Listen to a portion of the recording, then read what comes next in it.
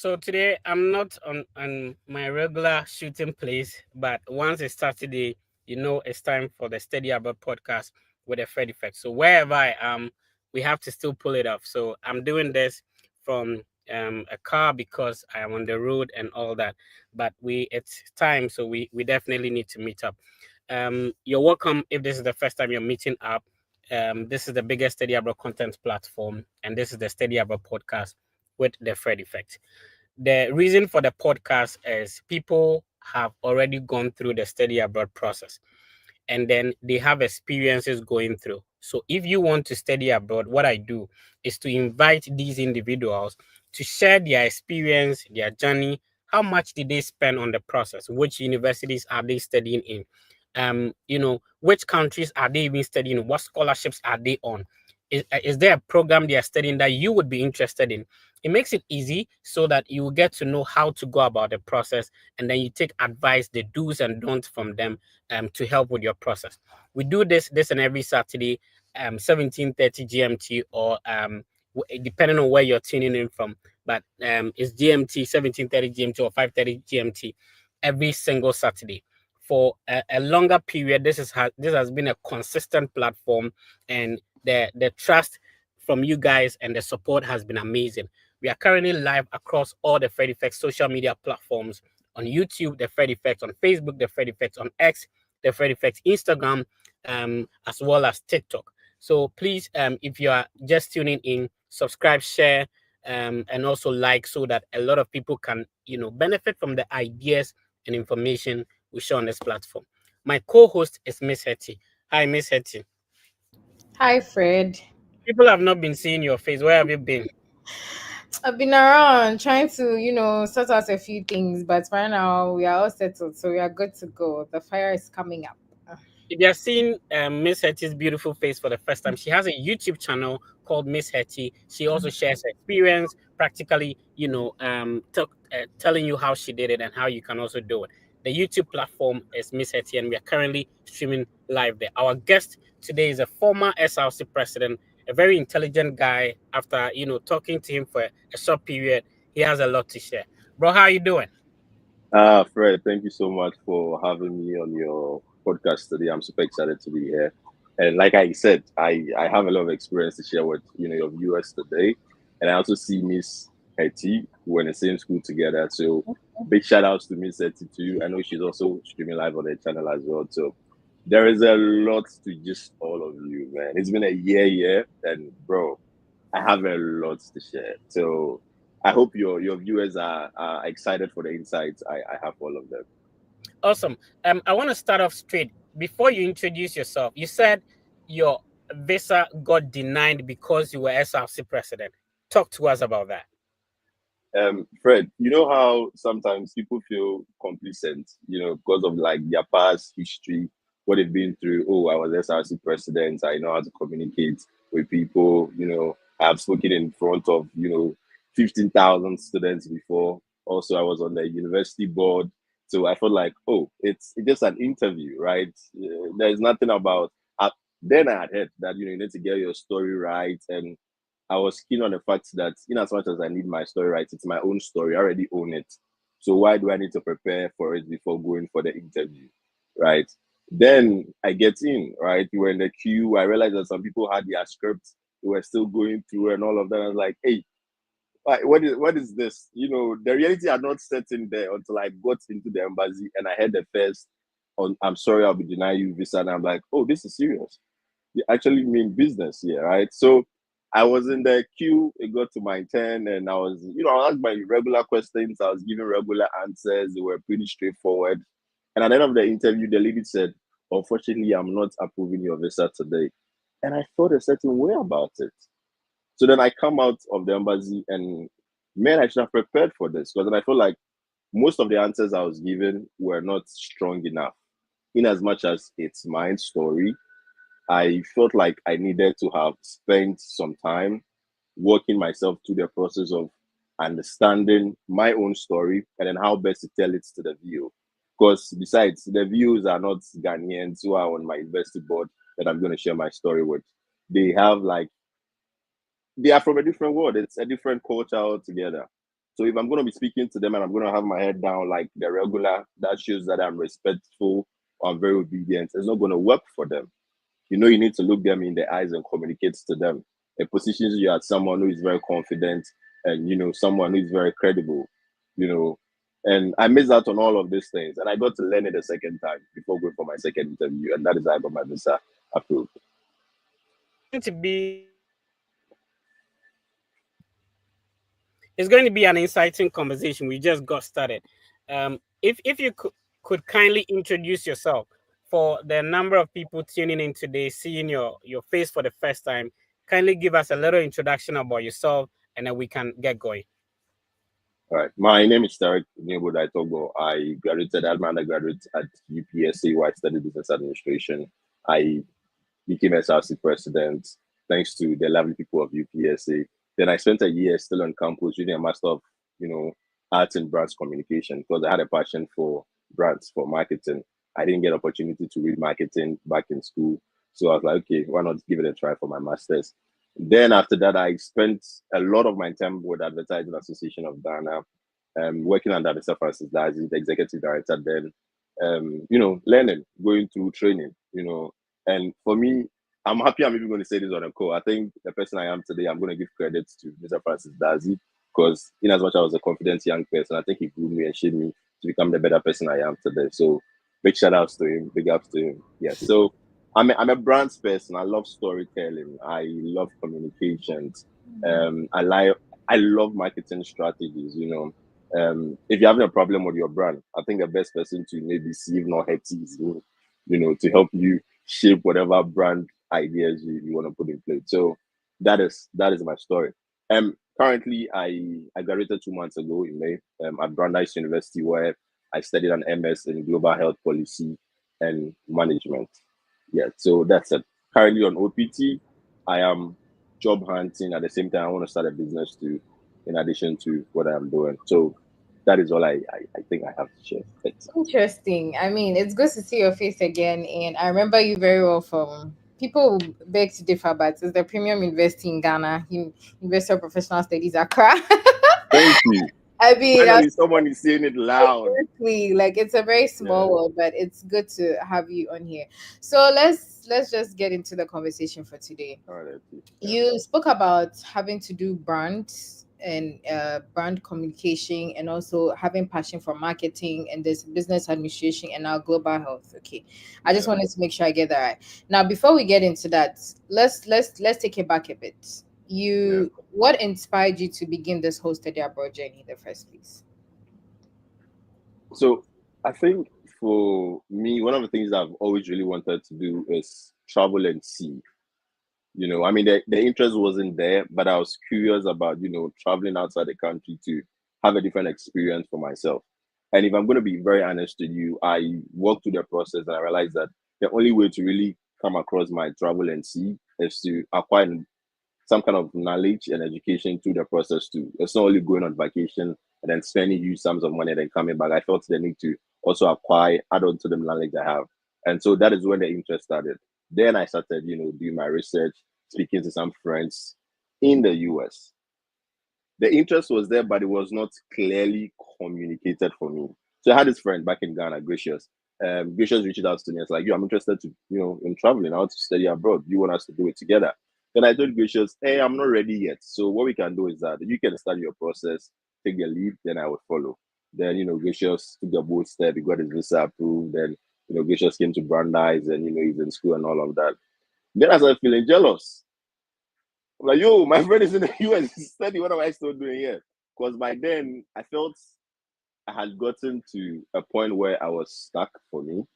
Because there was a level, SRC presidents, then your friends see you walking on the streets, picking Trotsky, picking Uber, I got to that point where I feel like I need to achieve more for myself. And I don't know why I felt traveling was the best way to, achieve some of these things too. But then I gave it a try and then, thankfully. So it was a travel and see idea, wanted to add some knowledge to it. And it was that inspiration and the motivation from that friend who helped with the entire process. Yes. Amazing. So shout out to your friend Gracious for being that motivational source to, pushing you to where Yeah. you are right now. So before, like, you gave us the introduction, you spoke about going for a visa interview before. So that Hmm. is, how many times have you tried to get a study visa to study in the US? Just twice. Twice. Just Okay, twice. so let's talk Yeah. about your first experience. What program were you going to study? What school? And which year was this?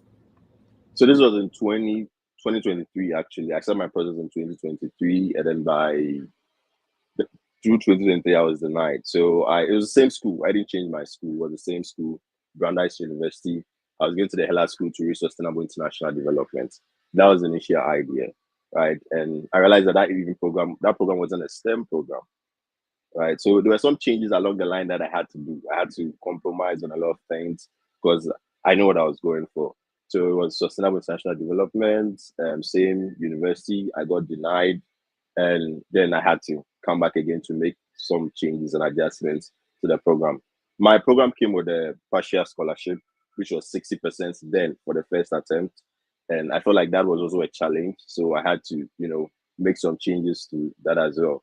So, yes, like your question is asking, same Okay, school, different different program. program, yes, the Okay. different scholarship, yeah, Okay, so let's talk about what you went on with your for your second attempt. So yeah. same school, but then this time around you went to do a different program. Yeah. So for the second interview, it was the same program, right? But then the Mm-hmm. scholarship had to change. So I wrote Oh, to the okay. university to increase my scholarship from a 60% to any amount they deem it fit. So it was increased to about 70% for me. Just added increment of just 10% for me to, and I think it made a lot of changes to their decision. Now the other thing too I did was to change jobs, right? So in the second interview process. Then I was working with Front Back Accra. Oh, okay. And for me, I felt like it made a lot of, changes to it because my interview was seamless just by mentioning that I work with Front Back Accra. And I'm also giving them that credit, because then I felt like it was an institution that the VO could relate to. I think Mhm. sometimes that is where more of the confusion also comes from. People, sort of come up with so many institutions that the embassy doesn't even know of. They don't have any credential, they don't have any websites and all of that. So I think sometimes you also need to check that as well. And I think that is also what made the difference for me as well. Yeah. Okay. You said something that hit me, like the fact that you requested that your school increases your funding for you, and that's very important because sometimes people feel like when they get just let's say 50% funding from their Mm-hmm. school's not going to do anything. But to anybody that's watching us, just know, like, when you communicate, things can change. So don't Things just got changed. Yeah. and say that, oh, this is what they gave me, and so I'm sticking with that. So again, for Yeah. those of you who just joined us, this is the Fred Effect Study Abroad podcast, and today we have the opportunity to be with Deni Obodai, who is the former SRC president of the University of Professional Studies, Oh Accra. God. I'm gonna keep making noise of that because that's my school, so I'm very proud That's of a school. it. Yeah. Yeah. Yeah. But if you just joined us, we are having a very insightful conversation. We just started, so I feel like there's more to unpack. So make sure you Yeah. share the link with everybody and make sure like they all join in, because at the end of the day, there's going to be a raffle where one person gets to be chosen to be mentored by the Fred Effects team. So if you're here, just stick and stay with us. So let's get back into the conversation. Now, you had business administration, Yes. you had brand communication, I had branch and then you communication. came in to do a global course. Global cost. Yeah. How I want, like, there are people who are watching us right now who feel like I have a background in communication, but I want to get into nursing, and that is not possible. So even though there isn't much of like a gap between what you studied and what you are current, like, you came to the US to study, how were you able to do the correlation to get into the program that you studied currently at Brandeis University? All right. So, like I explained earlier, I got into Brandeis with sustainable international development, and Mm-hmm. I felt like the world had gotten to a point whereby brands and businesses needed to focus globally because Okay. there's a need for expansion. So, for me, that is how I aligned my SOP to make it make sense to them, right? And then I got into Brandeis University, and then there was a life changing insight that I got. Right, I think one of the research I failed to do was to understand how the OPT system worked. Right, and I realized that my program, which was the Global Sustainable International Development Program, wasn't a STEM program, and that after completion, I had just a year of work authorization to have in the US, and I felt like I needed more years because then the whole employment system has its own way, and then also I needed to find a way to settle in the US to also get better, like you, Miss Hetty over there. So then I spoke to a friend. His name is Sami. Then it was great she was still in the picture, but we had a conversation about making sure that I got a program that could extend my OPT for me. So all I did really was to write to my programs director and let her understand that I feel like I wanted to change my program, and I had gone through also the program for global health policy and management. I realized that more of the programs, more of the courses under the program were analytics, were STEM, concentrated. So there was a data analytics, there was the economics that I needed to read, and these were programs I had done already. So I just had to find you to let them understand that well, I'm a best fit for this program. The only difference with this is that now I get to understand this on a global level and on the local level where I studied with UPSA. So that email was sent out, they wrote back to me, and then they told me we're going to go through my transcripts to make sure that my transcript fulfills the requirements for the MS program in global health and policy management. And then they wrote back to me, so are you qualified to read this program? Then my program was just switched. I was given a new program director, and then she walked me through the process of changing that program. So back to your question, regardless of whatever program you are reading back in Ghana or you have studied, it shouldn't hold you back to want to study something differently. One of the things I've realized with America too is that it's a land of opportunity. I didn't believe in this until I go here, and I realized that whatever you want to do in the US, whatever you want to study in the US, just do your research and make sure that it sort of aligns a little bit, and they'll give you the opportunity to study it. Mm-hmm. And the other thing to also witness, I mean, these were like cultural shocks to me, though. Sorry, I'm bringing them now. I realized That's that fine. I mean, they we'll eventually get to it, but yeah, you can go ahead and. they want to see you do well. Like the professors, everybody on campus want to see you do well. Your program directors, or you're struggling with a particular course under your program. What can we do for you to change that particular course? How can we assist you? How can we help you? And these, I feel like, were opportunities or resources that were available to make my program, even though I didn't have a health background, be seamless for me. So yeah, I I don't know if see. that answers your question though. Yes, yes, that actually does. And so, is Brandeis University the only school you applied to?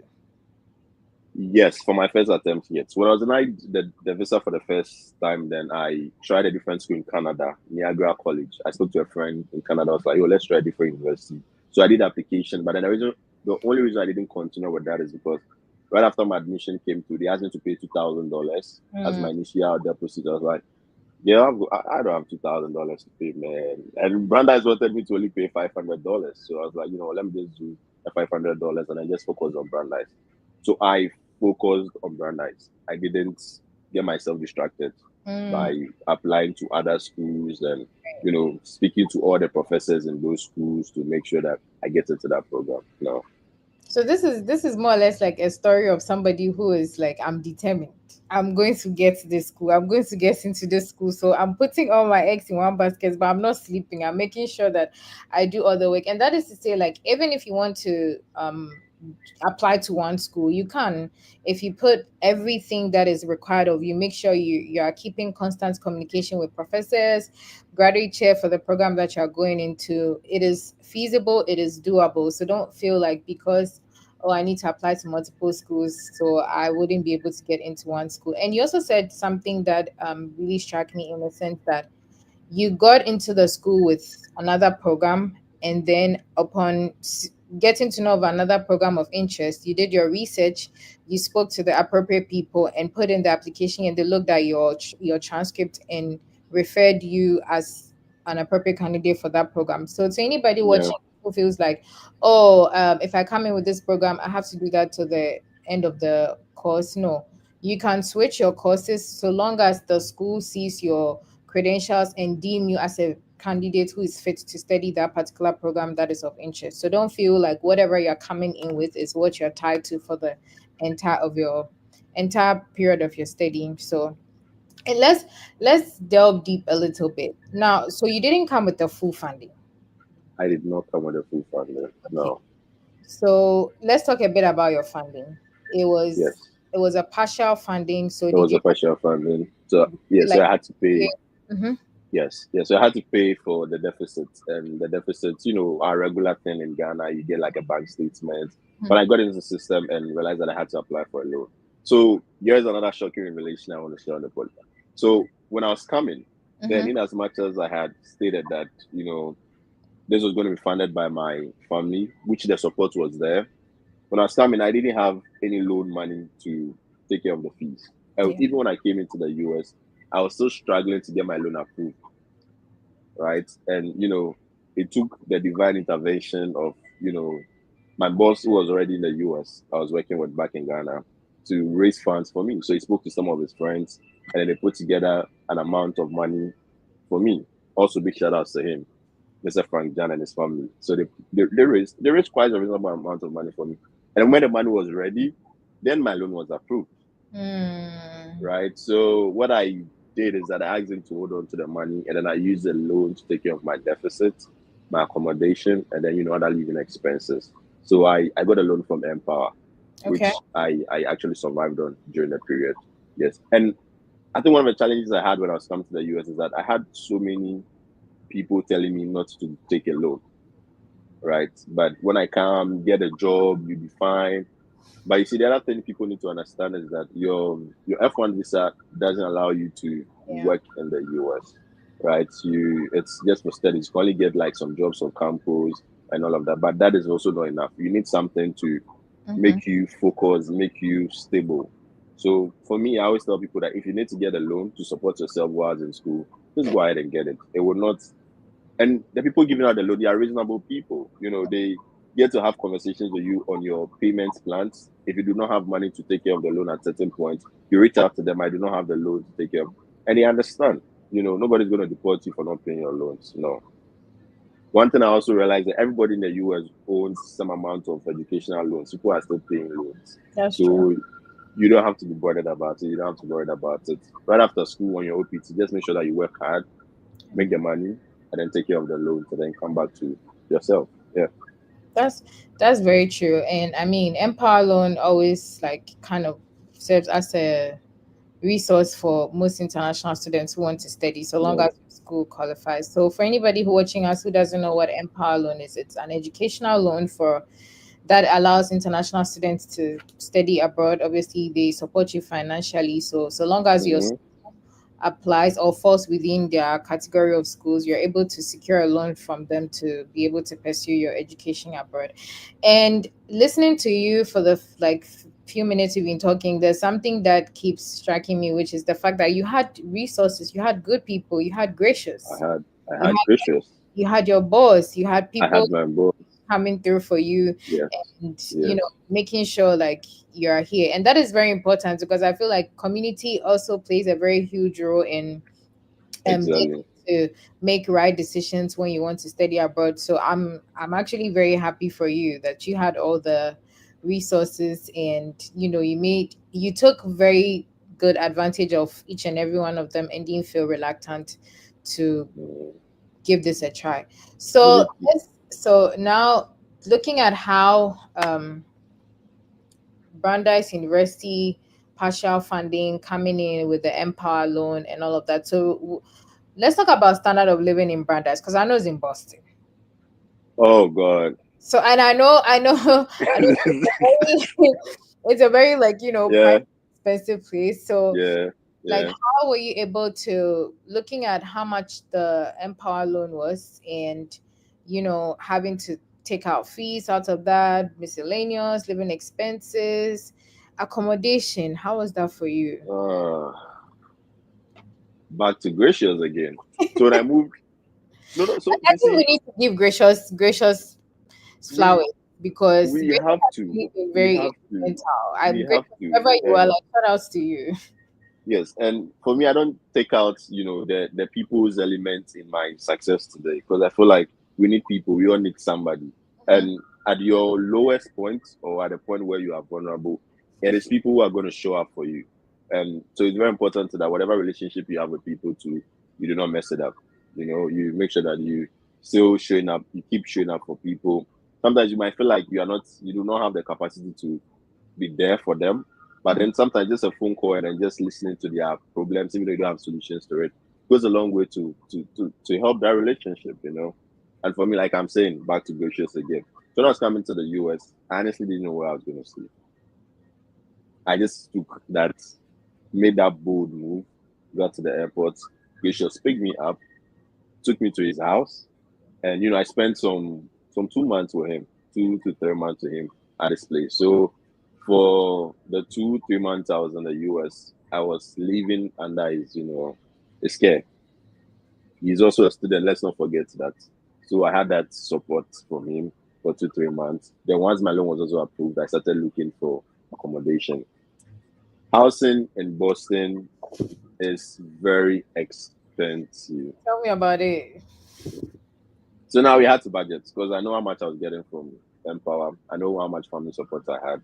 So now I needed to budget to make sure that I was going to find something that is one very comfortable for me and I can also afford. And then I started the hunt. I didn't rush to just move into any space. I took my time, went on Facebook Market, went on to other platforms that had like housing accommodation, available, and I found something. And I even found a place. If I tell you the story, you'll be amazed. I woke up one morning and I saw on Facebook someone had posted an amount made sense, right? Then the address was there.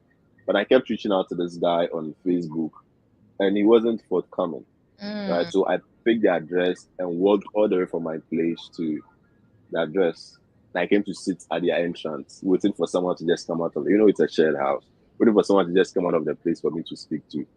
And I sat there for like 30 minutes. There was someone coming out. And it's America. It's somewhere you can't just come and sit in front of someone's house like that. Yeah. So then I walked around the house, right? Then in a small window, I saw a guy in his room, which was wrong. So I just knocked on his window and someone could, meet me outside.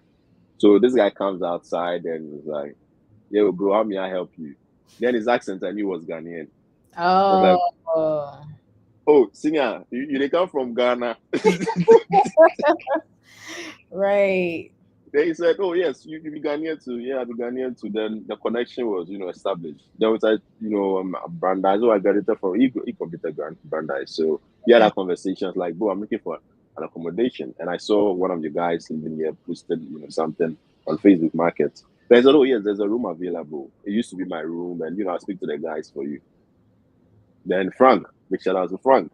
Then Frank got me this place, spoke to the guys, gave me the landlady's contact, I reached out to the landlady, and the process was seamless. Hmm. So that's how I got my place. Very affordable. I'm still living here, having moved out. It's been, almost a year. I've renewed my lease, and it's affordable, and it's a very nice place. Everyone comes and like, "Oh, you have a nice place," that kind of thing. I like it. So yeah. So Okay. one, it's very expensive, but you need to budget. Mhm. You need to live according to your means. I know most of the guys who are living in, places that sometimes when I check the amount they are paying, it's unreasonable because they are not working now. You just need to find a place that is reasonable, which is, within your needs. And once you can get a place to put your head and be comfortable, that's it. You're good to go. Yeah. That's true. I mean, a place to lay your head is always most important thing because a good Yeah. sleep is a lot of different. So, let's circle back a bit. Did your program require you write any GRE, GMAT, No, none of no, no. or All I English? needed was my statement of purpose for them to see my writing skill. And then that was it for me. Okay. And then my references, from I think I needed two professional references and then one academic reference. So I just reached out to some of my professors. One person got it for me, and I reached out to my former employers, and then they put together a Let's reference for me. let That me was it. let me let me press your thinking a bit on recommendation letters, okay? Because I Okay. know now that is a big deal for some people. That's what's actually preventing people from pursuing this whole Mm-hmm. study abroad. Mm-hmm. What did you do different for professors to easily give you a recommendation letter. I mean, let's put the whole SRC position, SRC, yeah, right? that's right. Yeah. Let's talk about, let's assume like there was nothing like a position. Mm-hmm. What you do different that you tell somebody out there as a strategy or a trick to be able to help them to get their professors to write down a very good recommendation letter for them? Recommendation letter for them. Putting SRC aside, I think first and foremost, you need to have like a people's relation. Sometimes you don't have to, you know, pardon my language, you don't have to kiss ass all the time. But then sometimes make sure you have a very good relationship with your professor. Right. Even before becoming SRC president, I had like very good relationship with my professors. Sometimes I just walk into the office and ask them a few questions just to have that relationship with them. So I think that worked for me. There was a professor proud to becoming, SRC president that I have a very good relationship with. And she was even my project supervisor too. So it made, my and I feel like everybody has like for undergraduate, you are given like a project supervisor for your long essay during, college days. And I feel like you need to always find a way to connect with them, even when you are done with school. Once a year, you can just send them an email thanking them for, showing up to you and helping you walk through, that journey. And I feel like it goes a long way to help. Sometimes just a good morning, I'm just, texting to check up on you. Trust me, every relationship comes with its own spec and benefit. There is no relationship that doesn't come with a benefit. You need them. If you're watching this, and trust me, you don't have any you're still in school, find a way to have a relationship. Because at the end of the day, in school, you have like so many professors coming to teach you, right? You don't have to be friends with all of them. You can pick about two or three of them for them to become your best friends. Because at the end of the day, these professors are also, humans. They understand that, oh, I need to write a recommendation letter. And I can only write a recommendation letter if I have some kind of relationship with you. I need to know you. If I don't know you, what recommendation letter am I going to write for you? Right. So I got a recommendation letter from Dr. Kaylan because I mean, during my master's days, he taught me. And then I also got another recommendation letter from my boss, Mr. Francis Dazi, because I served him very well. And then there was another recommendation letter I got from I think one of my professors too. Oh man, this is bad. I hope she doesn't see this video. You understand? You understand? She will understand. Yeah, man, I've forgotten her name, man. Yes, but she will understand. Yes, I haven't reached out to her in a while. So you see why relationship is important. I'm here today and I haven't forgotten her name. I haven't checked up on her in a while. So I need to go back and correct that mistake. So yeah, you need to have a relationship with them. Even after school, you need to. Somebody can just be your friends on Facebook. Once I just like their post, leave comments on Mm-hmm. their birthdays. Happy birthday, Prof. You are an inspiration to me. You can enter their DM sometimes and then just drop a simple message. Let them feel like, oh, what they did for you back in school, you acknowledge it, and you still want to work in that direction with them. It works. Relationship is so important, Betty. I agree because I mean, thinking back at my process as well, the good relationship I had with one of my professors, Mr. Charles Nia Yiku, I would never forget. He was like one of the very first people to put in a recommendation letter for me the very minute I sent him a message saying, "Hey, I'm doing school application." He's like, "Send it my way, use my email." And he was like the very first person to submit for all the schools that I applied to. So human relationship is key. So if you're watching us and you are still doing your undergrad and you're thinking of going to study your masters and you're thinking of recommendation letters, it's good to build that relationship with your professors now because you definitely need them. Now you spoke And then, about, sorry, Hetty, one more thing. I think since I have this information, I could just put it out there. yeah, So sure. your various faculties and schools are also allowed to write your recommendation. So your faculty heads are Mm-hmm. also, in a position to write a recommendation letter. Your admission officers in school also have the capacity to write you a recommendation letter. So also you don't really need a professor, but I think that one goes a long way to help. But Yeah. because they know you personally, but the school can just write you a generic recommendation letter, which I feel also goes a long way to tell your story because they have your transcript, they have your records, they have your file and everything, and that also works. So if you're afraid now, maybe you didn't have any relationship with your professors, Now, what you can do is to write to your school and let them know that, oh, you attended school here, and you feel like you need a recommendation letter because you're applying to study abroad. They are Mhm. going to do it for you. Yeah. Yeah, and I also think one thing that people should take into consideration is you have to really read extensively on your school's admission requirements or Hmm. application requirements, because some schools state clearly if they want professional or academic Academic, admission. yes, So yeah, no, that's one thing you also need to take into consideration. So you spoke about having to get a recommendation letter from one of your professors during your master's program. So you have an undergrad in business administration, yes, and then you did your master's in brand communication. yes, And then you came here with sustainability, and then now you moved into global health, which is also a master's.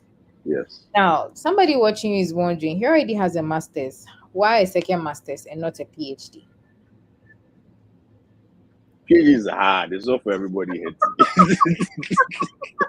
I have to say it You as it is. no, Terry, you haven't started, so you don't know. So please, there are some people who have done it. Well, So I that's mean, that's true. That's true. To be proud to come in here, one of my friends, right, was encouraging me to come and do a PhD here, and I told him I can do research for brands to grow their revenue, mhm. but one thing I really don't think I can do is to sit down and do a PhD for 4 to 5 years. I cannot do that. But you're It's able to do research for brands, so it should be something very easy for you to do. So I think at the end of the day, it all boils down to what you really want to do for yourself. I maybe in future I like to be interested to do a PhD, but now I'm not interested, in having a PhD. It's all about interest. I mean, I could have done a PhD, but I still decided not to. I think one of the good things is that now you don't even have to do a master's now to do a PhD. Right after your undergraduate, you can go ahead and then pick a research topic and then write to a professor who's interested in working with you to get your PhD done. Yeah. So I think at the end of the day, it all boils down to PhD, and then there's a time factor. I did undergraduate for 4 years, did a master's for 5 years, and then a master's for 6 years. And I did a PhD for another 4 or 5 years. That is not me. I'm sorry. But I know there are people who are interested in doing PhD. Maybe you are interested in doing a PhD. So you want to do a PhD. I don't want to do a PhD. But it's easy. The process is seamless though. I think the process is seamless. It's just like you come here to do, a master's. But at the end of the day, it's interest. Okay, Yeah. so watch out. You might see Tarek doing a PhD very soon. I mean, you never know. It's like you have to keep You your never options know. open. You You never know. never know. You So never if know. you're just joining us, this is the Fred Effect Study Abroad podcast, and we are having a conversation with Dani Obodai, who is an alumni of Brandeis University. So if you want to apply to his school, Brandeis University is in Boston, is one of the best schools in Boston that I've heard of. So I would highly recommend. So let's have a very like freestyle kind of conversation a bit. I'm going to blend Okay. in that we've had too much seriousness. Let me swear away a bit. All right. That's fine. We'll come back into That's serious. it. So That's it. you've been here for a little over a year. Would you recommend studying abroad to somebody? I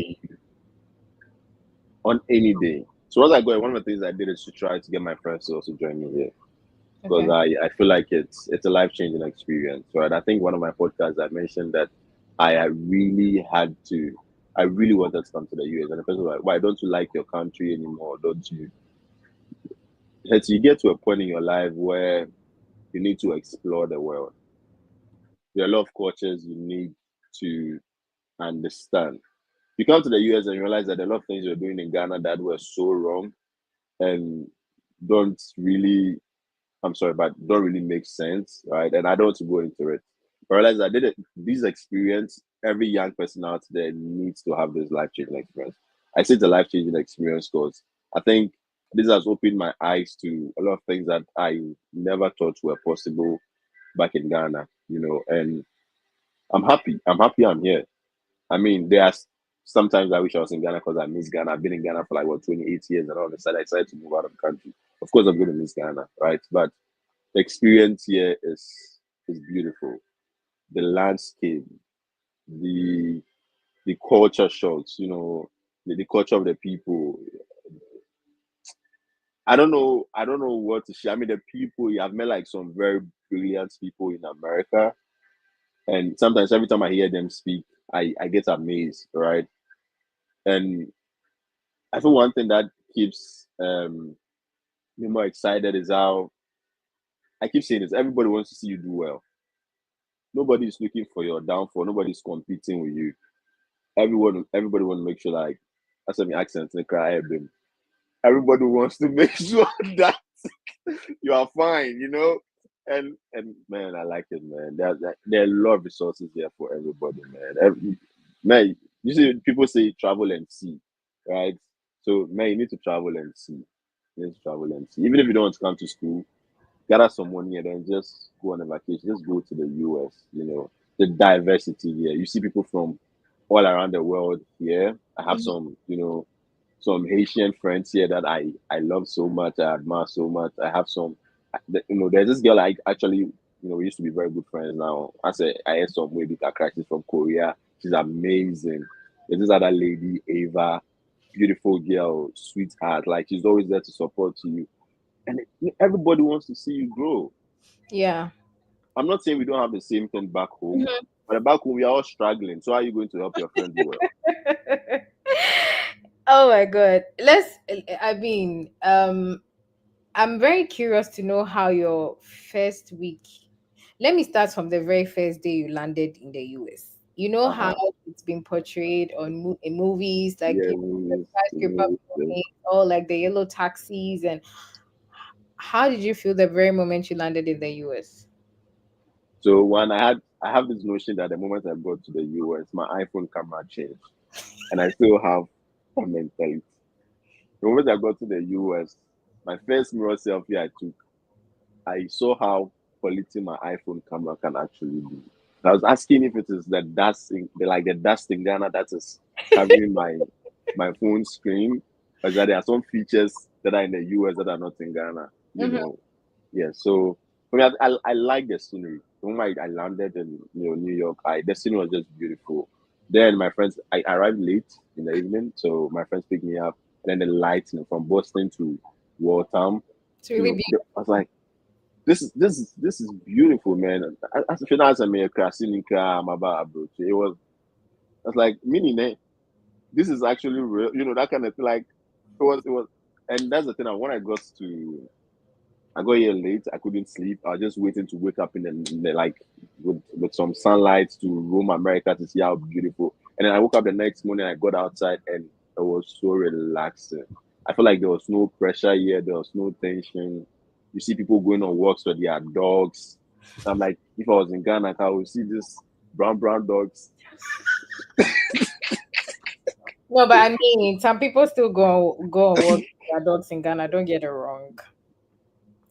I'm not getting it wrong, but what I'm saying is that what It do depends I on to where say? you lived. It depends on where you lived. I mean, fishing boy, like it's a fishing mommy. But what do I expect?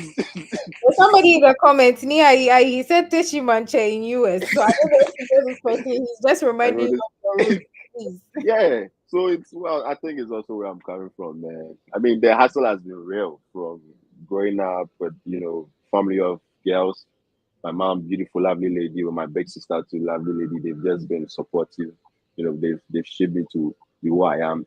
Even with the little we had, they made me feel comfortable, and I think I'm always going to appreciate them. I haven't mentioned them in the video, but I'm doing it now. They've been so supportive, man. From kindergarten up until now, their support has been immense, man. They've been wonderful people, and I feel like I'm in a position now. I need to get something going for myself to also make sure that they live like comfortable lives too. And that is what the US presents you with. I'm not saying Ghana is not going to present you such opportunities, but the process here is seamless. Like, everything is structured. When I was going to get my driver's license in the US, then I remembered how I got my driver's license in Ghana. Then, no, there's a name for them. Um, Guru boys. There's no Guru boy here for me to like think to get me the license real quick, and You have to go through the system. you have to go through the system. Mm-hmm. Let me, because I would say so many things if you leave me like to talk. Oh, no, I mean, like, yes, it's, these experiences kind of make you who you are and become a part of you as you go through the journey and the process. Mm-hmm, And so, mm-hmm, mm-hmm, as a result of these experiences, you're able to speak to other people and also educate them on, what to look out for and what not to look out for. mm-hmm. Yes, so I kind of feel how you're feeling because I've been there on some experiences and I'm like, oh, this is how I was used to, but like it's different, the system is actually working and all of that, so it's a bit relatable. Now, how were you able to, or how have you been able to manage, because one, this is a place completely different from what you've been used to in terms of like your education culture. How have you been able to adapt to the system and be able to go through it through to where you are right now? I think first and foremost, there's a God part that I need to recognize too. I feel like sometimes all you have to do is pray. You need a community, very important. Because my community was, I found my community in the church, right? I mean, um, the church for me helped me a lot when I got here. There's a gracious factor, there's a my boss factor, but the church, my pastor, um, Dr. Solomon Akumensa and his wife, they've also been very supportive to me. I mean, the entire church, everybody has been very supportive. So you need that sense of community. You need to speak out because nobody knows what you are going through. So once you speak out, once you're expressing your challenges here to someone, because they've been through the process. You're not the first person coming to school in the US. People have been through the process, and you don't want to go through the struggles they went through because it will be so wrong for you to go through it. Some people have already gone through the process. So why don't you just go through the process seamlessly for yourself, you know? So for me, there's a God factor, there's a church, and there's my friends. And you know, when I miss home, I just call my mom or I call my sister. Why are you smiling like that? You keep smiling. I'm just smiling because like I can kind of relate to what you're saying. I'm that's why nothing personal. Okay. So when I got to the US, the very first Sunday I was in church, my boss goes to my church too. So I mean, he had already spoken about me to pastor. And the very first day I got there, my boss handed me a camera to take pictures of. I'm a photographer, right? And I started taking pictures of the entire service.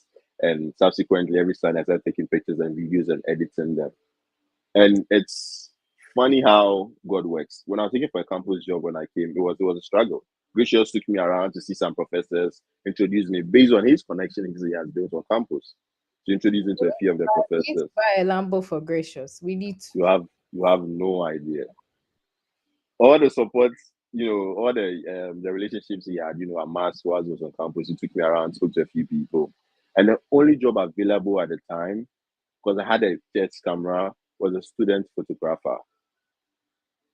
Then I applied for the job, and then now I think no, he introduced me to one of the programs coordinators, who then took me to the one in charge of marketing communications, for my department. And he said I need to send my portfolio, but I was not a photographer. I only took pictures within that short possible time. And because I was a marketing person back in Ghana, marketing for funds back, and I'd done some work too, I had supervised and put together mood boards for photography before.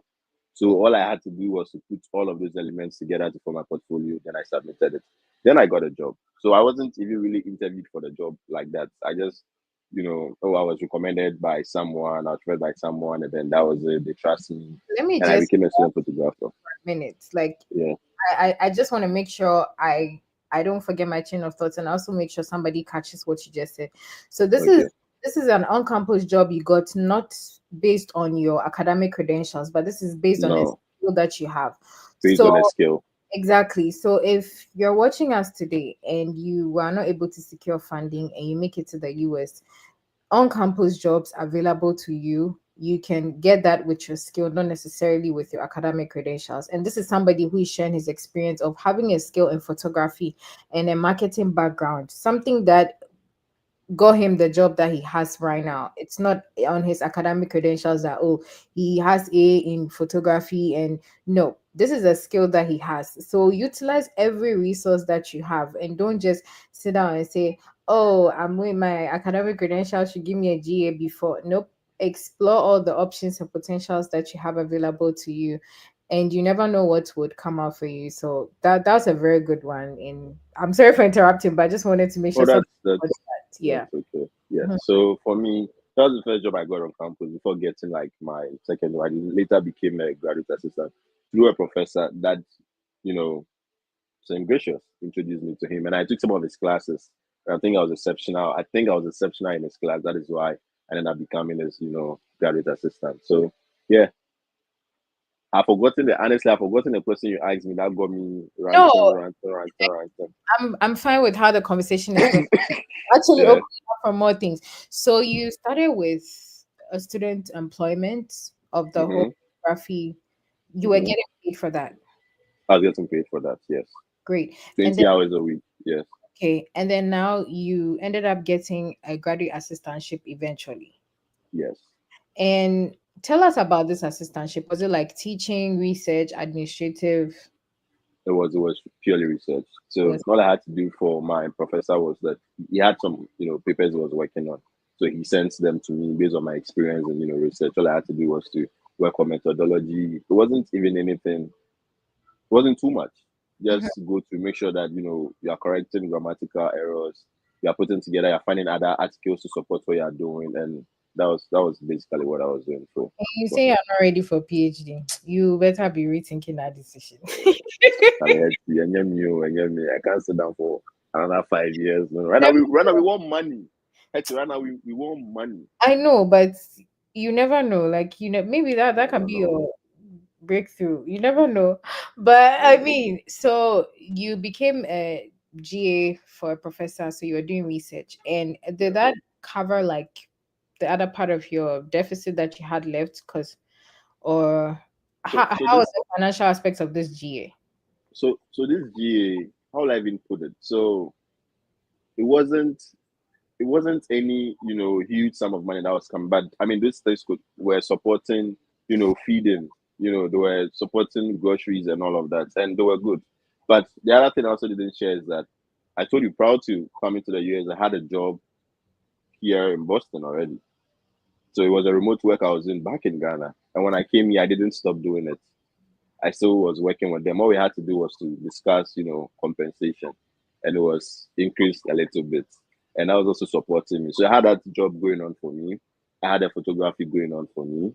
I had the graduate assistantship also going on for me. So these were some of the funds I had to support myself here in school. Yes. And I mean, I'm still working. So now I'm on my OPT. I What I do now is I consult for my boss.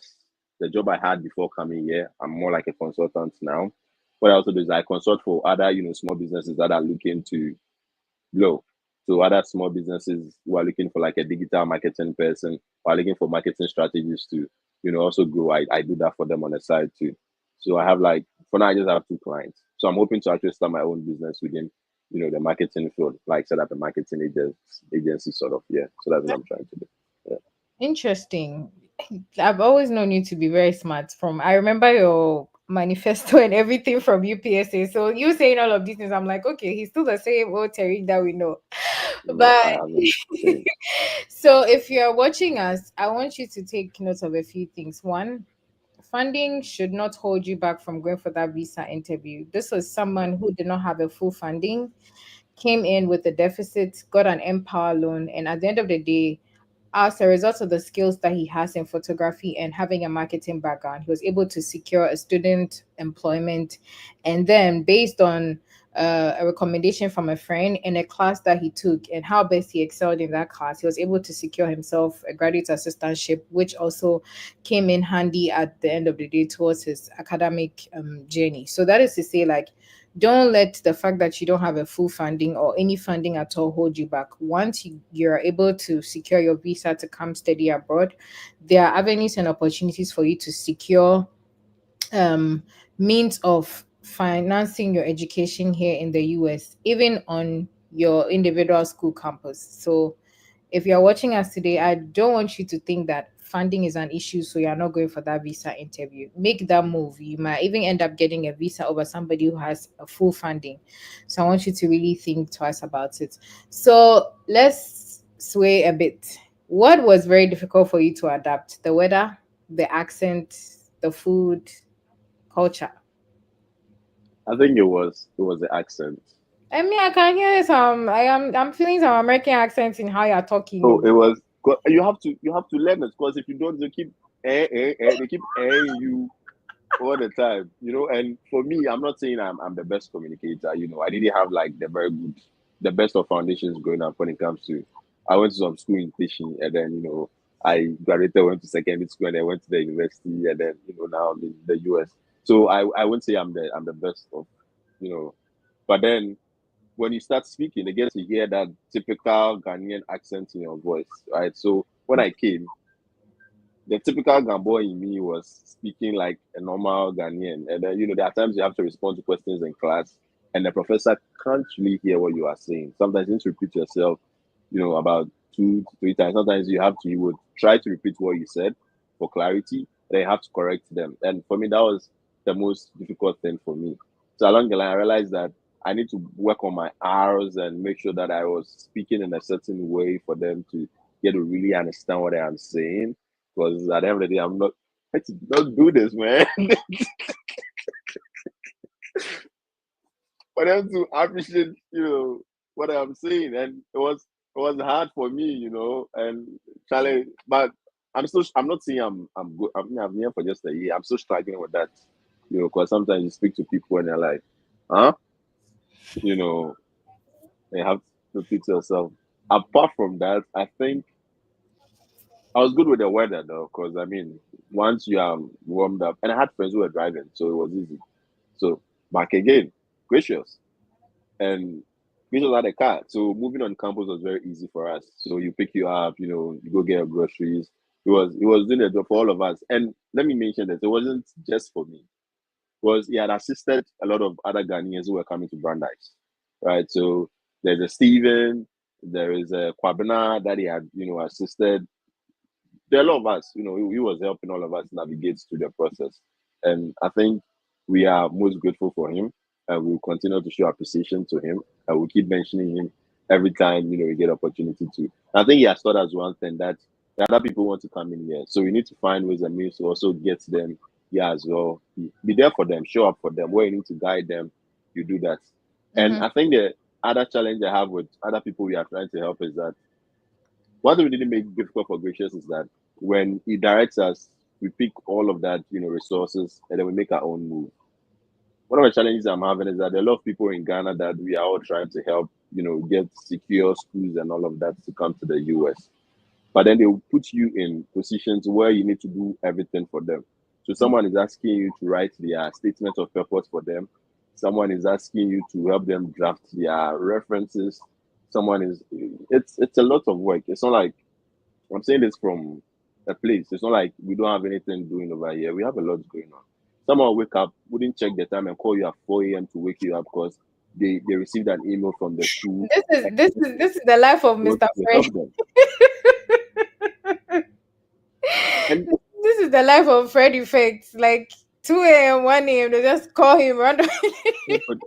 but but you see when you do that, you do not. It's not that that's the reason why I'm running away from all of this research stuff. Because I go on my TikTok and sometimes I just want to watch videos or just post random stuff of you. But I have so many messages coming from people who want you to assist them. It's better if you reach out to me. I'm like, oh, bro, I want you to help me. I have this. Are you able to help me read through? To see if there are any just some small touches for me. But if you want me to write you an SOP, that's crazy. Yeah. Unless you want to pay me to write it for you.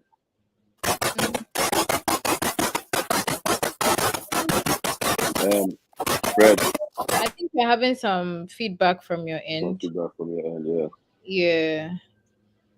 So I was gonna say that I think one thing that people always tend to forget is for something like the SOP, it is your story. It is best if you take your time to actually write it because it is telling the admissions committee about you. So it's always best that you spend time and like you said, it'll be better off to write it and then say, hey, can you please have look at this and help me make some adjustments, corrections here and there. So I really like relate on what you're saying. And you said something about you being here for 1 year. Does that mean that your program was just for a year? My program was for 9 months, That's not even interesting. up to a year. Yeah, We're able to secure a visa. So the initial program you're coming in was for how long was that program for? was for 2 years. Oh, okay. Yes, Okay. but in the same program, I have people from Ghana who Who still were came for this program. They were able to secure visas for the same program for So, nine I months. mean, it's not necessarily that your program has to be a year or two before you No, go for a visa. 9 months. Oh, nine wow. months. Yes, I had some very lovely Ghanaians in my class. Big shout outs to Dominic, Juan, Richard, Doreen, and Hmm. one lady from Ghana. I've forgotten the name, but when she sees this video, she knows that I'm appreciative of them. They were the Ghanaians I had in my class, Mm-hmm. and we all got visas for this program. Wow. So, and there's also another group coming in this year that also still got visas for this very program. So I think the duration of your program really has nothing to do with your Mm-hmm. visa. It's just that you need to be clear with your story and you need to prepare for it. These are two things I've learned from my visa process journey. You Mm-hmm. need to be clear for your story and you also need to prepare for it. If you do not have these two things aligned, you're not going to get a visa. So, Mm-hmm. yeah, That's true. And for those who are just joining us, at the beginning of the interview, Tariq shared his first visa interview experience where he was denied.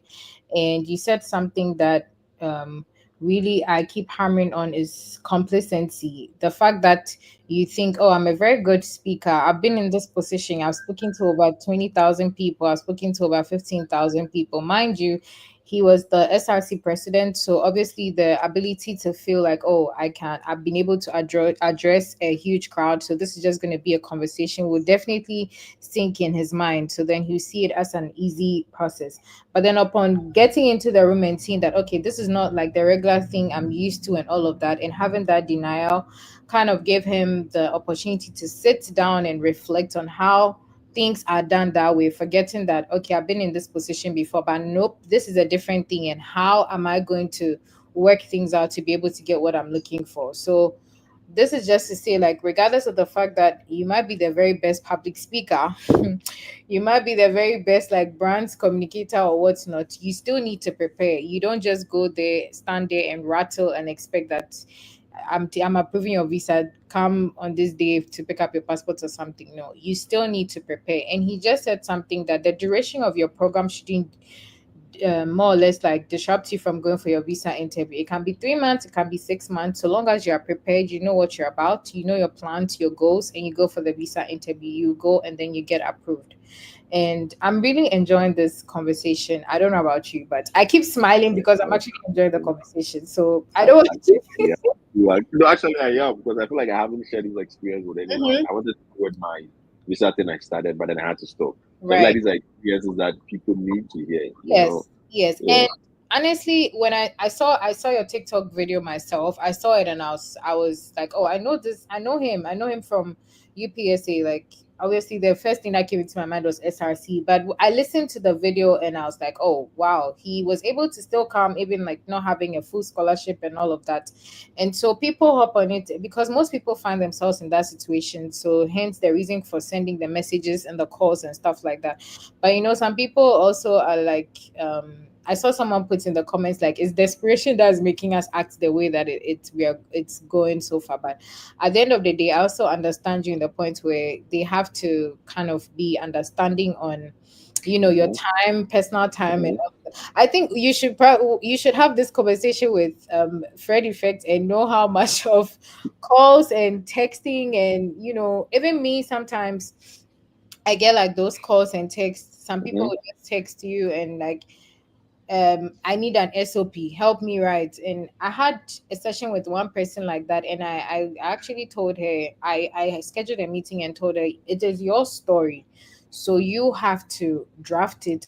What I can do is to just go through and then help you restructure it as and when I deem it's best, because you tell the story best than anybody else. So then, Exactly. anybody watching us now, statements of purpose should be written by yourself. Spend time reflecting on why you are going to study this particular program. What experiences have you had that would be beneficial to your application process, write it down, and then you can reach out to anybody to review it for you. And that makes the work very easy and very much understanding than anything else, because aside everything, me is human. Fred Effect is human, just like myself. So everybody, and I keep saying, like, America is big for everybody. If you want to study abroad, you can, if you put in the work and you're determined, and you would. So I don't want anyone feeling like, oh, I don't have funding, so I'm not coming. Mhm. Look at me. He was able to secure student employment because of this photography skill he had, and then eventually securing a graduate assistantship. So you're not any different. No. Again, do not let lack of funding stop you from going for your visa interview today. Take that It's opportunity now. so. So I think you also haven't mentioned my deficit. I had a deficit of about 52,000, and I still got my visa approved. So Wow. I think one of the challenges I have with my deficit, I had some friends who already like you have it as 52,000, and you want your visa to be approved. Hmm. And like, I mean, I'm still going to give it a try. If it's not approved, I mean, then I try again. Yeah. My idea was to keep trying till Mm-hmm. I get a visa approved, right? I Mm-hmm. wasn't going to give up. And I think that is what kept me going. After the first try, there are a lot of people who have their visas denied. And from my experience, I had to crawl back into my shell, spend some time, praying, talking to God. I couldn't even go out again because I lost my confidence. I just feel like, how can these American embassies people just shut my confidence like that with just denying me my visa? And at some point, I heard this voice telling me, Charlie, trouble, like, don't do it again. I mean, I'm sure, what is it?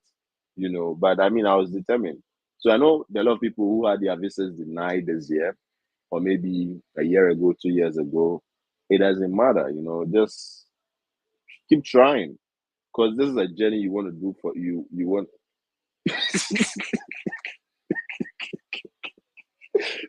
Fred, you need to speak to Hetty. I don't Every know time if, I if drop an my sound every is time I drop better. an yeah, No, it's Fred, we better. can It's actually hear you. better. Is my sound better? Yes. Yes, it's better. All right. So, Okay. bro, I wanted to ask you. There's a school of thought that says that there Uh-huh. are a whole lot of group of people making content Mhm. saying that don't go to the embassy with a loan. It's bad to take a loan when you want to school in the US. You have had opportunity to use the loan and go through the process. What would you advise somebody going in for an Empower loan or anything like that? So for clarity, I didn't go in with a student loan, but I know people who have gone in with student loans. For purpose of really understanding the people just want to make sure that you can fund your education and your stay in the US. If that was not possible, Empire would not be existing. People have gone in with loans and they've had their visas approved. You can always go in with a loan to get your visa approved.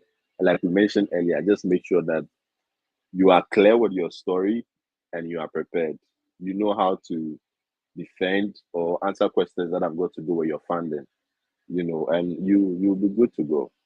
You mentioned a deficit of approximately $60,000, and I know it's because of the Boston area, a little bit expensive and Mm-hmm. all that. Yeah. And with such a deficit, why would somebody want to try the visa interview in the first place? Because we keep on telling people that the most important thing is being able to secure your I-20. Yeah. Once you're able to provide it as a document to the university, you get your I-20, you'll be able to sail through. But for some people, such a deficit is a no try at the embassy at all. For somebody like you who went through the process with such a huge deficit, what's your suggestion to somebody? What's your advice to somebody with a 10,000, 15,000, 20,000 deficit? And I mean, Fred, at the end of the day, you are not giving all the 15,000 to the university. The VO knows that there is an amount you actually need to pay to the university. So let's say you have a deficit of 52,000. There's cost of attendance, which covers your fees. There is a cost of living expenses over there. To the fact that you have cost of living expenses about 20,000 doesn't mean that when you come to the US, this is the amount of money you are coming to spend. You realize that when you really do the breakdown, the amount the school even wants is just about maybe 15,000, 5,000, 6,000. And you just need something small to also support yourself. And the VO knows this. They know it. They calculate your cost of attendance or living based on the area you're going to. And like you said, Boston is expensive. So they know. that Boston is expensive and you have a density of 52,000. By the end of the day, are you able to justify how you are getting your 52,000?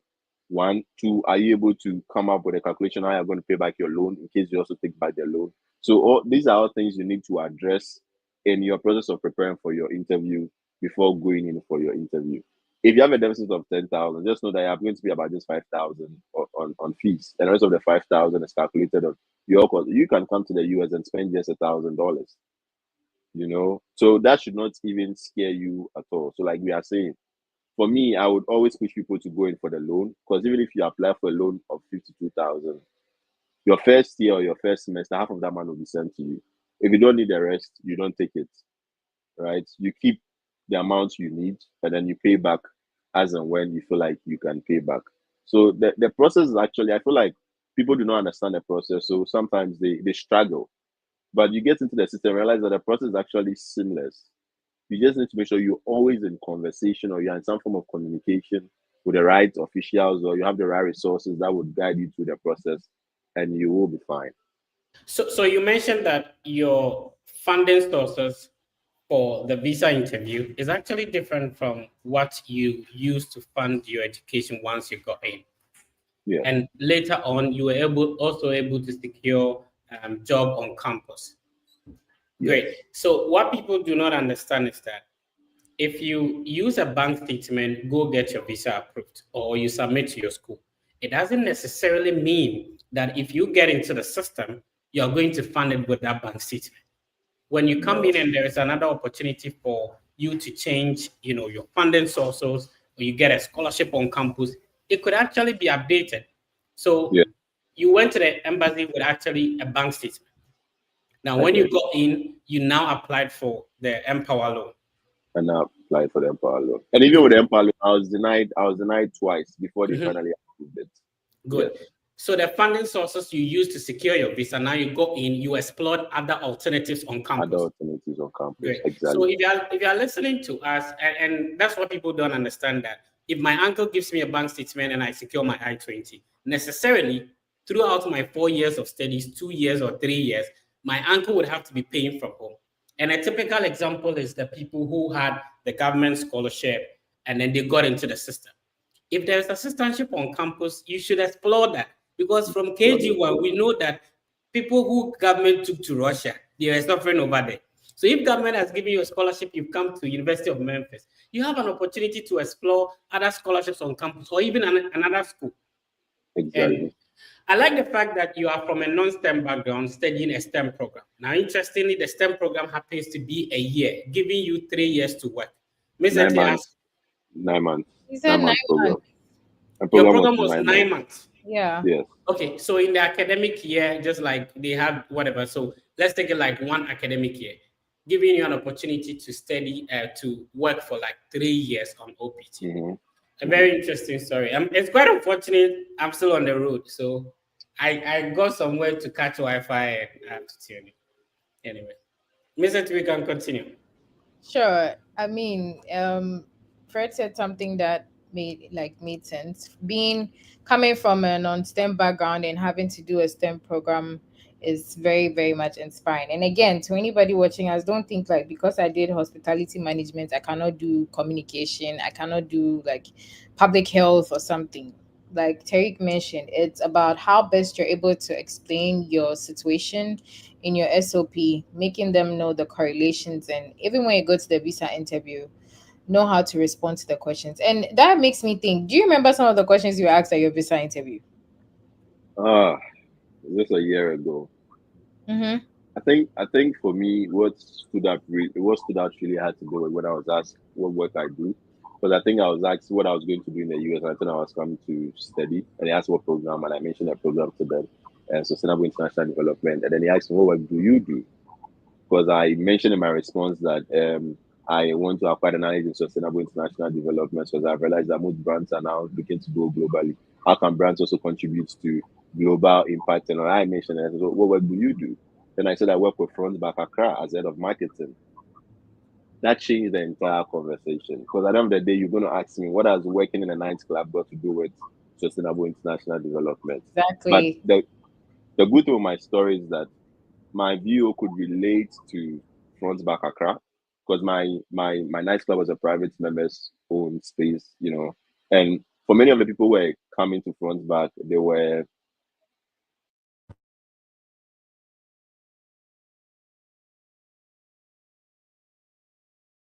I think you're muted. If you could unmute. Yeah. Yes, I think it's better now. So for many of our members at Front Back, they are diasporas, they are international people, and they understand the essence of brands entering into the ecosystem of global impact. So it made a lot of sense to her. And then we started having a conversation about Front Back Accra. Then she was asking me, she wanted to be sure I really well with Front Back Accra. So she said, oh, she heard we are working on some expansion. So what is the story with our expansion? Then I told her the story of our expansion because she wanted to confirm that. Then we moved away from the story of expansion. Then she mentioned that, oh, she received an email from Front Back. So what was the email about? Then I told her what the email is about. Then she looked at me and then she went back again. Then she started asking me questions about, who is funding my education and all of that. So my uncle is, funding my education. What does your uncle do? My uncle is into furniture business. He deals in the import and export of furniture within, the West African ecosystem. And he has the capacity to, like he makes this amount of money, he has the capacity to, he went back again. She asked me if I was married. And I said, no, I'm not married, but I have a fiance. Our usual story, I have a fiance. We haven't had opportunity to work. That same story. And then she just went back again, raised up her head, and then she said she's approving my visa. Congratulations. And in that moment, I just feel like she just wanted to make sure I was a good person coming to the US. Because I mean, if you have your own house, you wouldn't just allow anybody into your house. You have to make sure that everything checks out, right? So if it wasn't for this call, I would have passed the comments that just make sure that if you are telling a story, you check to make sure that your stories are truth. You are telling your own truth and to make sure that this person buys into your truth. Mm-hmm. And that's it. Yes. I Yeah. don't know. I don't know if you still have some time for us, or you have to go. Oh, we can still talk. I have some free time though. Okay. So normally we show the website of the university. So this is your Hmm. university. What can you tell us about it? Oh, so Brandeis University. Can I tell you about Brandeis University?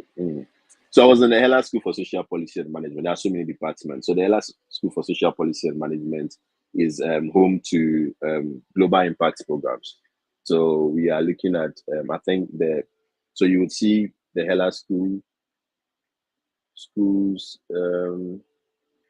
School for Arts and Culture, Brandeis Economics. No, there should be the Hella School for Social Policy there too.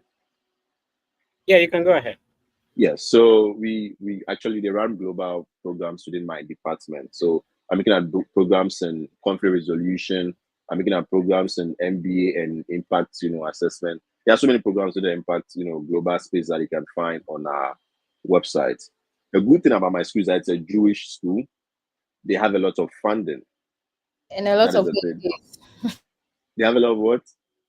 A lot of holidays. Thank you about that. They have a lot of holidays. They have a lot of money to support you because there are so many resources that support students. So apart from the scholarships that are given, there are a lot of like resources you can actually explore within the university. Equipment are ultra modern. We have like a fine library that you can always walk into, and you know, for some reason, I always get distracted when I feel Hetty is laughing. I don't know, and it's always when I put in an accent, Fred. I know you guys have the connection. We'll talk about that behind the scenes. But for now, let's focus. Let's see if we can Yes, we are progress. focused. We are focused. We are focused. So that is what brand nice. So I came across an interesting story whilst I was on campus. So I realized that there were some undergraduate students who came from Ghana and they were from KNUST. And this is what they had. They had an Excel of schools, programs, and then the funding opportunities in those schools, right? And then this guy was sharing a story with me that they have this Excel they share across. So they're a group of boys. What they did is that he applied to 5 of these schools with funding. and programs that are like funding opportunities, and then they applied to those schools, and they all got admissions, and then they didn't have to write any SATs. I was intrigued, but I didn't follow up with that conversation. I feel like it's something I really need to go back to follow up on, to maybe come share with you and stuff like that. So yeah. Awesome. If you're just tuning in, you're welcome. It's still the Study About podcast. Today we are speaking with the new Obo Diaries. We are actually streaming across multiple platforms on Facebook, on YouTube, on X. We do this and every Saturday. Make sure to share so that other people can benefit from the ideas and information we share on this platform as well. So, talking about your program being a STEM program, talk to us about it. Um, how is it that you didn't write any exams, whether the GRE or GMAT, and then you went for the first interview, you decided to change to the program? It was only the school that you maintained, right? Good. So, what changed in your next approach? Was the deficit smaller than the earlier attempt? Apart from changing the program, if somebody is going for the second time, what should they change? So, Fred, also for clarity, I mentioned to Hetty that my second interview, my second attempt, the program wasn't changed. The program was still maintained. It was when I came to the Okay. US that I changed the program. So I think what changed with my interview the second time around is my deficit. The deficit was smaller, and the funding had increased by 10%. So I think that is what changed in my second Okay. attempt. Yeah. So based on your two experiences, if you're sharing with somebody who is currently demotivated because they've been there and it didn't go as expected, what would be your sort of motivational words to such an individual? Should they try again? Should they give up? What should they do? I think for me, I would advise that it's okay, right? It's okay to be denied, because so many of us have been denied before. I know people who have tried for like 4 or 5 times. They still keep going back. You just have to be determined, and you need to just make sure that whatever wrongs that were in your first attempt, your second attempt, you write them off. You correct them. You speak to someone who has been through the process before. Such resources are very important. You need to actually talk to someone about it. Share your visa interview experience with someone. If you remember the questions that you were asked, speak to someone. I was asked this question. This is the response I give to it. Definitely the person would see some issues with your response to the question, and then they will help you. Now there are also issues with um I mean I-20s that people have been through the experience, and then they know how to correct all of those things. You can, issue another I-20, you can maintain the school. If there's a need for you to change the school after consulting with someone, change the school, take a different program, choose a STEM program. I came into the system, I realized the STEM program was going to give me a 3 years OPT. And for me, I feel that is the only reason why I changed my program. Right. And that is the truth, because I wouldn't want to go to a program for, the period, and after I have like a year OPT. I would choose a 2 years OPT. And so once these resources are available to you, I feel you just need to come again. It's okay to be denied once. It's okay to be denied 2 times. It's okay to be denied the third time. Just walk through the process. After all, it took Nanado 3 terms before he got into office, right? It took some people some time to get into office. You just don't have to give up on yourself. People have failed. I know I have sat in classes that people have taking the classes like 5 times, because if you don't take it, you will not graduate. And this is your graduation. Once you get your visa approved, that is graduation for you. And you need to keep trying till it's approved. Yes. I like the Nanado analogy. Once a politician, always a politician. Anyway, let's move on. Let's read some comments, Miss Eti, so that we can be responding to them. This one says, how did you get an Empower loan without a co-signer? I don't think Empower asked for co-signers. No, there's no co-signer for Empower. I think what you need is how is it called? You need someone to validate it. There's not a co-signer. So you need to put in there a referee, right? And I use my boss in Ghana as my source of reference for my Empower, and then it just got approved. But I don't need a co-signer for Empower. When you say you switch your program, now when you got in, did you have to go through a whole semester to apply to that new program? How was the switch? So it was easy. I had some friends who were already here, so they told me that Can you guys hear me, please? Yes. So I had some friends here who walked me through the process and they told me that, oh, the OPT is for 3 years, so it's going to be easy. So all I did is that I wrote to my programs director. I explained my situation to her that I needed to change my program to global health, and then she said, yes, you can always change the program. And I explained why I had a background in, a little bit of STEM, because for marketing, there's a need for you to do a little bit of research, and the STEM aspect of my program had to do with a lot of like data and analytics and all of that. And in research, you need to analyze data and all of that. So that was the case I made to her. And then I got my program changed. And I didn't even take 24 hours. I wrote to her, made my case, and then in a few hours, she just approved it. Then I was assigned to a different program director who took over the process for me. So it was only a matter of like hours. Yeah. I think Fred, you're muted. But I think People have been loving the accent. They said the accent has been accenting. You know? that is why Hetty has been laughing. Here's what I think, that normally it's just annoying to speak to them, and then they keep on asking you to repeat yourself, even in class.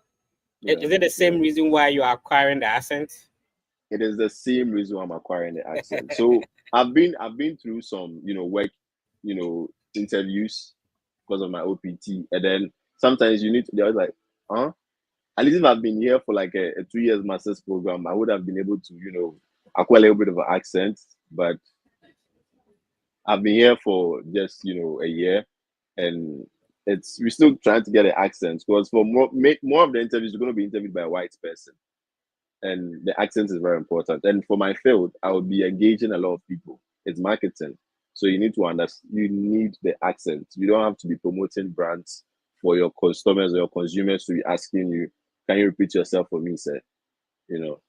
Yeah. While you were the SRC president, did you invite some, you know, people who about to come and talk about study abroad in your school? Do you think it's something that SRC president or student leaders now should be doing for current students? What do you think?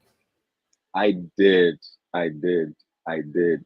We had a school from Antalya Billing University. I still remember the name because I had to do like a video for them, inviting students to participate in that program.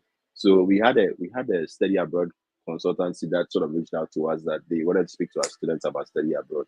And we did put together the entire event. And then we had some schools from Turkey to come speak to students. And we had some of the students actually applying. But I was interested in going to Turkey, so I didn't put in.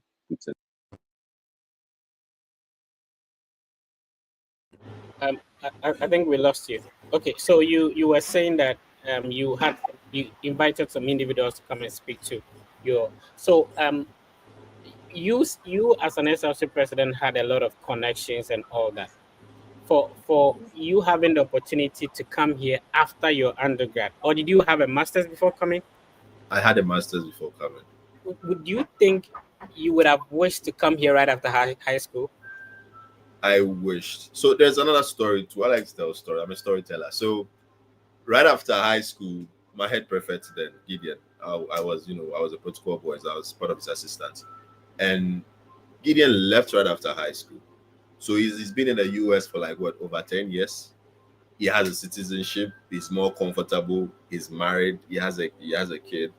And I feel like I'm not enviable about his process, because I mean, we all have our own process we need to go through to become who we are, right? So I feel like if I had gotten an opportunity like he did to have come here right after high school, maybe my story now would be different. Maybe now I'll be planning to come back to Ghana to run for a political position. Who knows? But I had to still also go through the process. And I don't feel like it's also too late. I'm sharing this base also on those who are also going through the process of acquire another master's in Ghana before. It's never too late to come here. You can always, even if you are married, it's okay. Because I know for everyone visitors, you can even bring your spouse here and your kids. So it's never too late. But I had wished that I had come here earlier. It's not to acquire citizenship, but then it's that eye-opening opportunity for me that I feel like if I had it earlier, maybe my story would be different. Who knows? You're a very intelligent gentleman, and I like the fact that you are not gatekeeping. You had opportunity to go through a process. You as a student leader, you know, you have a lot of people that look up to you and all that, and now you have the opportunity to impact other people based on the experience you're going through. Talk to us about your content platform. How do people get to know your videos? What exactly are you doing? How should people follow you and all that?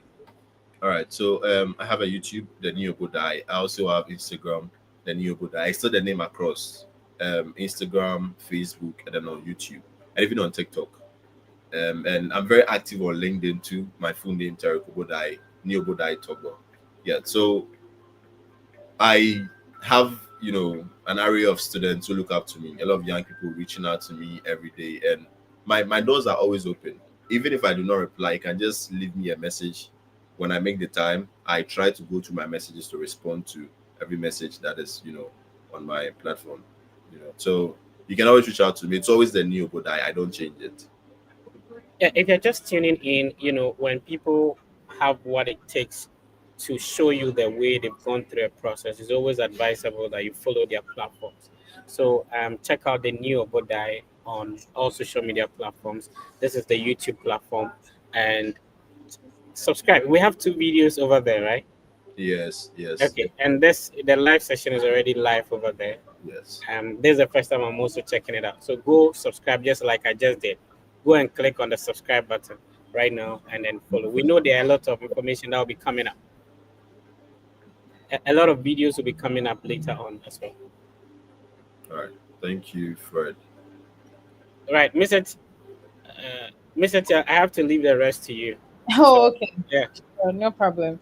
So, I'm going to ask. I know you said you've been here for like almost a year or a little over a year. Do you miss home? I do. What do you So miss?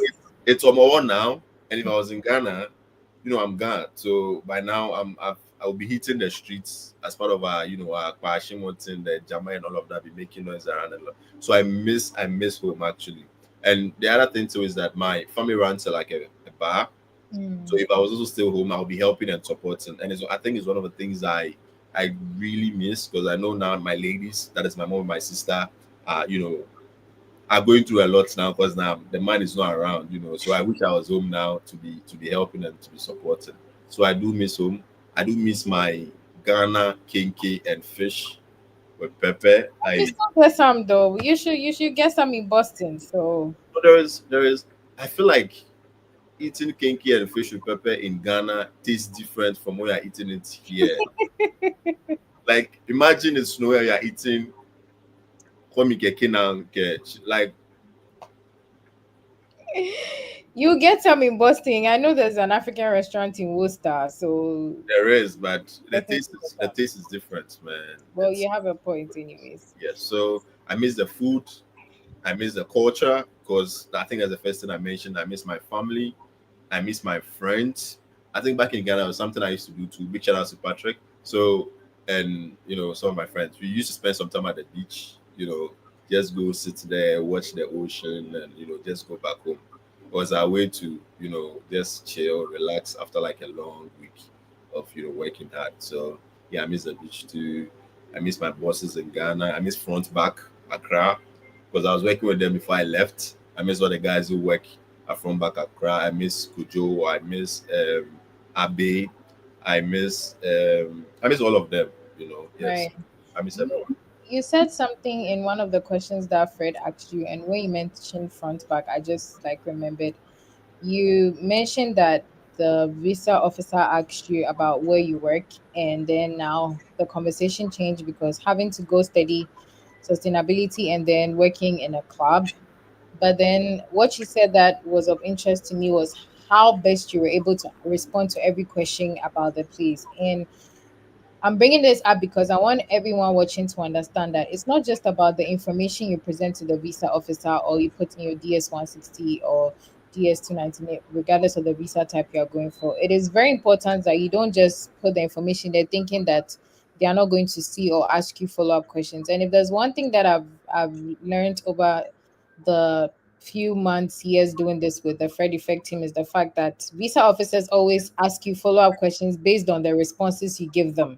So Exactly. imagine you had mentioned front back, but then this project or expansion that's ongoing, you claim you work there but you don't know what is happening there, that would actually seem you as a like, seem and present you like an uncredible source. You don't know what you're talking about and you're just like fabricating stories.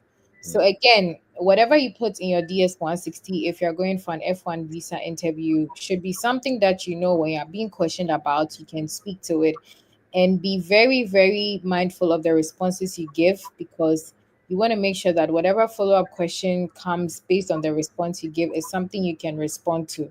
So kindly take note of that. That's why when you were talking about it, I was like, actually, this is a very question, like a very huge thing every VO might ask, because he has a marketing background, he has a business administration background, he's going to study sustainability, but he works in a club. Like, how's the correlation?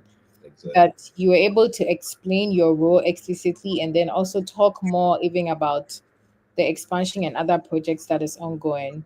So, what has been your best experience so far as an international student? I have so many best experiences. I'm just thinking about which one to share first. I think one is the people, like your friends in school. I think I had a very good community on campus, right? The Ghanaian community I formed with my friends on campus helped all of us, because there was sometimes, information that was coming through that we didn't, maybe you had to do not have access to, but the other person has, access to. Because at the end of the day, they also have their own communities. So we sort of worked in synergy, and it was very important. And I think that has been my best experience. I'm not going to forget the guys, because and we still have some kind of connection now, because you have a WhatsApp group. If there's any update, we all dropped it over there. And it wasn't just for Ghanaians. I had like some Nigerian. There was that African. We were the Africans were living in isolation, but some of us were also still trying to, move away from and to also embrace other people's culture. And I think that was also helping. So I think for me, it's just the people, because I'm a people's person. So that is what worked for me. That's my best experience. The other thing too is the church. I'm not going to take it out. I feel the church keeps you sane. I don't know whatever anyone believes in, but the church keeps you sane. On Sundays you have to go to church. You are not idle. You don't.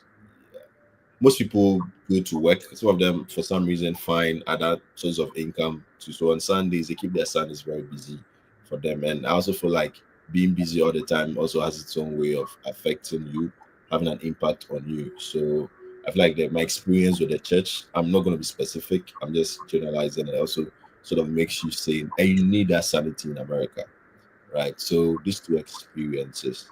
So yes, and then there are other individual experiences. I like to go to the club. So on sometimes Friday evenings, I like to hit the Boston, clubs in Boston just to chill and then come back. But on the good thing about Boston is that by 2 a.m. the clubs are shut down, so I can still come back and have some rest. Unlike France back where you can be there till 7 a.m. Eh? So 7 a.m. Yeah, so I like that. I just like to wind down, and then picking up other activities too. I was not playing basketball when I came to the US. For some reason, I have gotten an interest in basketball. I have my own basketball here. There's a park next to my house. Sometimes I just go there and I just shoot the balls by myself. And I like that experience. So sometimes creating new experiences for myself also sort of helps. I like those experiences because I'm someone like to be by myself too for some reason. So all of these experiences also help. Okay. Yes. So we are gearing towards the end of the insightful conversation we've been having for over the past 1 hour. And there are just a few questions that I want to ask you. Okay. If you had the chance to do all this differently, all together from the beginning, what would you have done differently?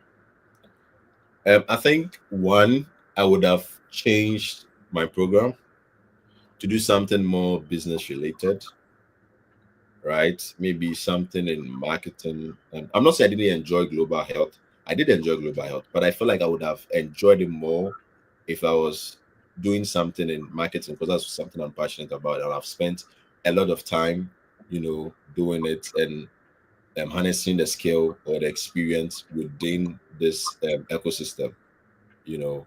And for me, that would be it. And I think the other thing too would be, hmm, I don't know. I feel like so far the experience has been good, and I feel like I needed to go to this experience, because the other thing too is that our lives are not designed by us. there is a greater force elsewhere that is designing your life for you. So this is an experience I also want to share too. Prior to coming to Boston, I got a job. I saw on, a friend shared with me from LinkedIn. I applied to the job, and the job was in Boston. That same year, I was coming to school, and the school is in Boston. Then I come to school. My boss is in Boston. There's that community already. There's that resources already. Then I get into church. Then I'm handed a camera to take pictures, become a photographer. Then I get a job on campus as a photographer. So now I feel like there's a greater force behind us that is sort of guiding our every move. And we have to be very intuitive. You have to listen to your instincts because sometimes you're not even the one talking to yourself.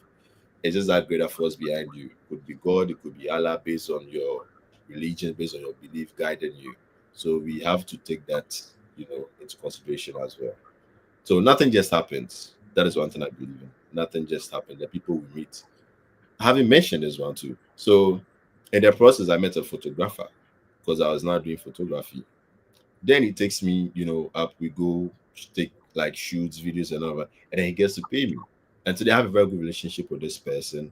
And the agency I'm putting up, I'm starting up. He's my partner. He's someone I'm starting the business with. And, these relationships are also very important. Regardless of who you are, you need to be a people's person to navigate your stay or your life in the US. If you are someone who wants to live in isolation, I'm begging you, take this advice from someone who likes to live in isolation and build on your people skill. Build on it. And I feel like that is what will help you. So big shout out to Donald if he's also listening now. It's my business partner. We work together. So yeah, big shout out to him. If there's one thing I've learned from the conversation I've had with you today is human relationship is very important because it seems as though like human relationship has been a very good human relationship you built with people has been like the solid rock to where you are today, starting with your friend Gracious. So that's one thing that I've learned from having this conversation with you. Do not play with human relationship because it's very, very important. So to somebody who is watching you right now, what advice would you give that person either who has either given up on the study abroad journey or is now looking to start? What would you tell that person today? It's a good opportunity. Take it as a full-time job. It's not a part-time job. It's a full-time job. With that said, it doesn't mean that if you have you're already employed, you need to shun or you need to resign because you need that to support your study abroad journey. So it's a full-time job. Spend time researching to understand the school you are coming to, make some connection, get some contacts locally and internationally as well. Reach out to people on LinkedIn because they have good resources. Secondly, if you try the first time and it didn't work for you, understand that even the SRC president of UPSA was denied once, and he knows other people who were denied 3, 4, 5 times, but they never give up. They kept trying, and now it's been approved for them. They're in the US now. And also be reminded that Hetty's story is not your story too as well. The fact that Hetty got their visa approved doesn't mean your visa is going to be approved. It might be denied, and it doesn't mean because it's been denied you need to give up. You have, like they say, the fingers are not the same; they're not equal. So keep trying if this is really something you want to do. Now, the God factor is also very important. It's something I learned that within, within a church or in prayer, there is God's will for you, and there's God's permissible will for you. For all you know, this journey is not even what God has designed for you.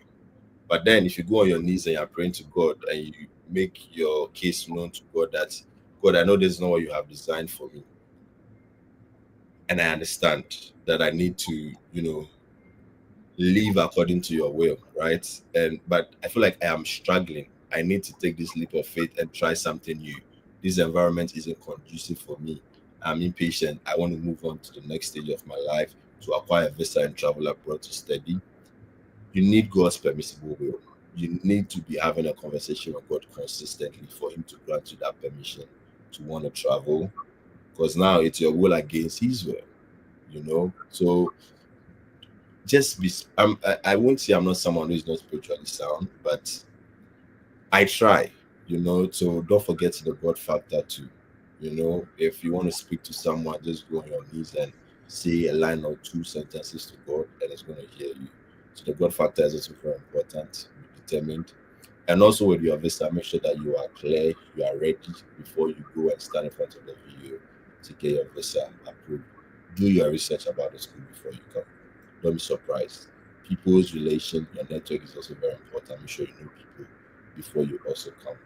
Right. So for me, these are things that I want to put out there to anyone who's watching. Unless I've missed something, I don't think I've missed anything. And you all need a gracious in your life. I was just about to say that because somebody put that in the comment section that you really need a gracious in your life. And there's this comment that struck me, which says that human relationship factor is deep. And then I love the way you acknowledge God and the people who've helped you along the way. So thank you, Flora, for sharing that. And we can all attest to the fact that Tariq cannot say something without mentioning gracious. So I can. wherever gracious is gracious, take your flowers. They just know that Tariq is planning to buy you a Lambo.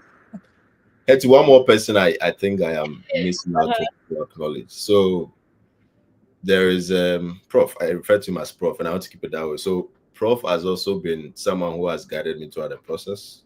He counsel. He advises me throughout the process. I want to travel abroad.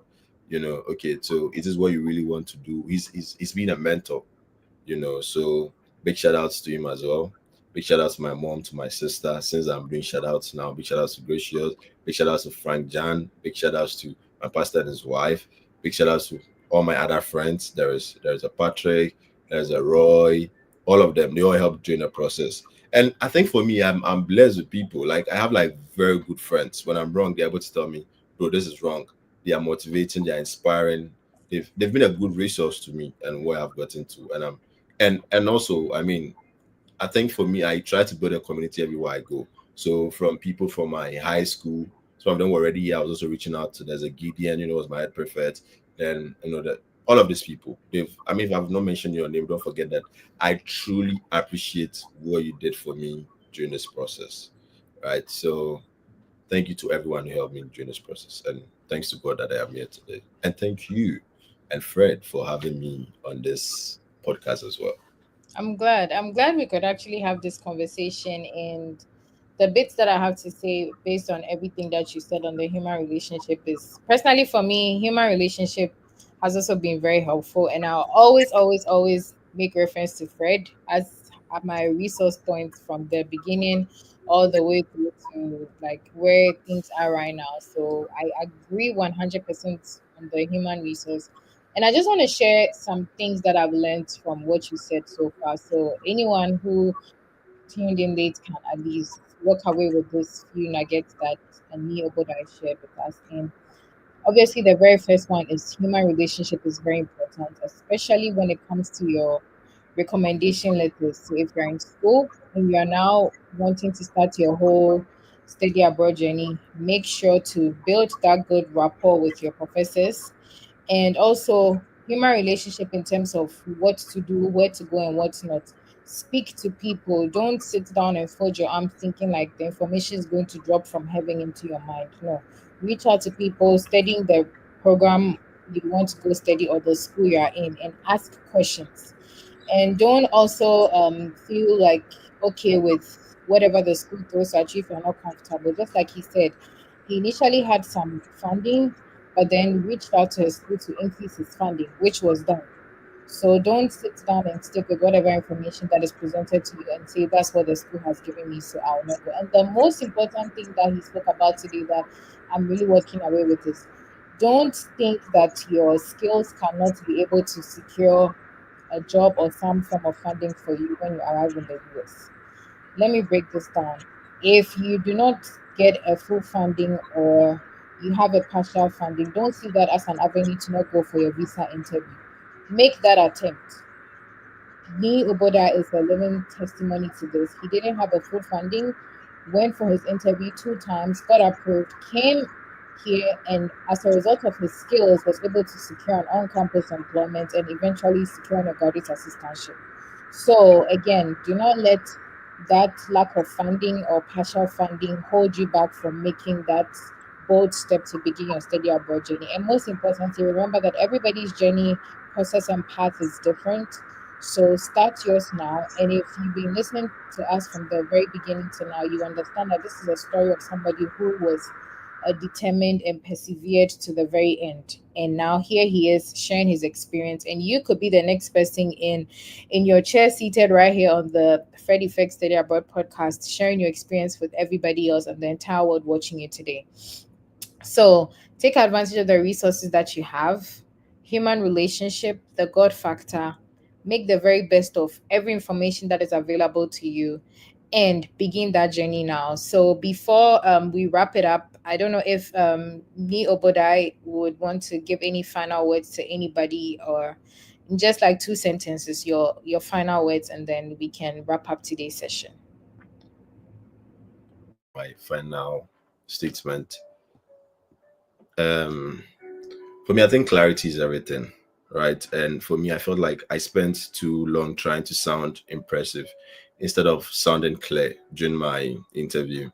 And I feel like whether it's an application, is a pitch in life, even speaking to people, um, people are not really looking for confusion, even in your relationship with them. They want you to be clear, right? So be clear, like be clear. Even with your research and you are settling on a school, be clear to yourself that this is the school I want to go to, and then focus on it. Right. I'm not someone subscribed to keep trying other schools till you find that school. If there's your school, if it's not working for you, move to the next thing. But always make sure that you are clear. And I feel like once I understood that, my approach changed everything, even with my relationship with people.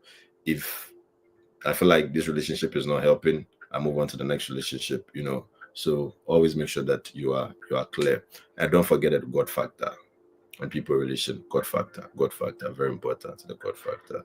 Yeah. So Hetty, thank you so much for having me. Thanks to Fred for having me also on the call. And thanks to all your audience who helped, who went through this process with me for me to share my experience with all of you. Thank you. Awesome. We'll be glad to have you on sometime. Again, whenever you feel like this is your home, bro, just pull up and we'll be glad to have you. Fine. Yes. Awesome. Thank you. So Miss Hetty, let's talk about your YouTube channel. For people tuning in, we had like now before new goes, bro, we have over 1,000 people tuning in live. And from where we are from, where internet is a little bit expensive, if you have 1,000 people tuning in across our platforms to watch us live, that shows the impact your experience, coming to share is having on people. So we really appreciate it. Thank you. Awesome. So Mr. T, let's talk about your YouTube channel. For people who are seeing Mr. T for the first time, how did they get to subscribe? Talk to us about that. So I also have a YouTube channel. It's called Miss Hetty. I basically also share my study abroad experience and also experiences of other people, and also navigating through the system as an international student. So subscribe to my channel because there's more coming, and watch out. Yeah. Awesome. So the name is MS space HERTY, and then you become part of the family. Thank you for tuning in. So Mr. T, thank you very much for holding it down and having a great session. I really appreciate it. Awesome. Remember the Fred Effect team have a collaboration with AgoVisa. AgoVisa is a team of former visa officers. If you're preparing for any visa interview, remember to talk to them before you go for your interview. This is the link to schedule a one-on-one meeting with the AgoVisa team. And to get in touch with the Fred Effect, it's via Instagram. So our Instagram handle is verified. Just send us a direct message via Instagram. We'll be happy to respond to you. However, if you want a personal one-on-one session, here's a link to schedule that meeting, and then we'll be happy to talk to you. At the moment, the Fred Effect team is the only team that handles undergraduate applications for free. So if you've done with high school diploma, you want us to help you with your undergraduate application, this is the link to schedule a one-on-one meeting with a team. It's been a great session. We appreciate your time for tuning in every weekend to be part of a progressive platform that has been impacting lives over the years. Please be positive and know that everything will be fine. We'll see you next week.